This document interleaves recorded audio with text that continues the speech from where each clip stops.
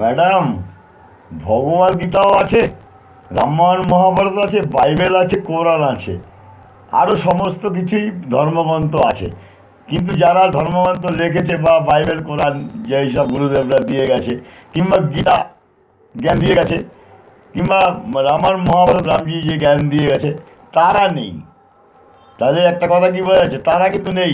তাহলে কী বোঝা যাচ্ছে, রইল ঝোলা, রইল ঝোলা, চললো ভোলা, রইল ঝোলা, চললো ভোলা। ঝোলা মানে রামায়ণ মহাভারত, ভগবদ গীতা, বাইবেল, কোরআন, আরও যা যা ধর্মগ্রন্থ আছে সেগুলো রয়ে গেছে ঝোলা, কিন্তু ভোলা নেই। ভোলা, ভোলা ভোলার জায়গায় চলে গেছে।